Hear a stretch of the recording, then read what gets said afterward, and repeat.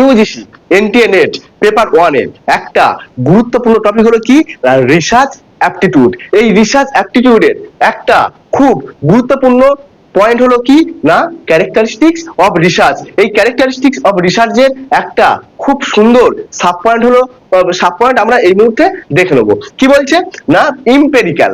Empirical শব্দের অর্থ হচ্ছে তিনটে, কি হতে পারে অভিজ্ঞতামূলক, পরীক্ষামূলক বা গবেষণামূলক। দেখা যায় কি বলছে collects empirical data in real time from actual observations in natural settings. তাহলে প্রথমে আমরা উল্টো দিকতে শুরু করবো। ন্যাচারাল সেটিংস মানে কি একেবারে যে ব্যবস্থাপনা থাকবে একেবারে সেটা প্রাকৃতিক একেবারে খুব সুন্দর ব্যবস্থাপনায় কি করতে হবে সেখানে কি করতে হবে অবজারভেশন করতে হবে, মানে সেখানে দেখতে হবে পর্যবেক্ষণ করতে হবে। সেখান থেকে আমরা কি পাবো না অ্যাকচুয়াল অবজারভেশন প্রকৃত একেবারে নিরপেক্ষভাবে প্রকৃত দৃষ্টিভঙ্গিতে পর্যবেক্ষণটা করতে হবে সেখান এবং তারপর কি না সেই যে রিয়েল টাইম সেই সময়ে যেটা পাবো সেটাকে কি করতে হবে কালেক্ট করতে হবে। আর সেই ডেটার নাম হলো কিনা এম্পেরিক্যাল ডেটা। এবং এটা কিনা এই এম্পেরিক্যাল ডেটাটাই রিসার্চে ব্যবহার করতে হবে। যেমন আমি একটা খুব সংক্ষেপ উদাহরণ দিই। পাশাপাশি দুটো খাঁচা রাখলাম, একটা খাঁচায় রাখলাম বিড়াল আর একটা খাঁচায় রাখলাম ইঁদুর, এবং দেখলাম ইঁদুরকে সমস্ত খাবার দিচ্ছি, পাশে বিড়াল আছে বলে সেই ইঁদুর সেই খাবারটা খেতে পাচ্ছে কিনা।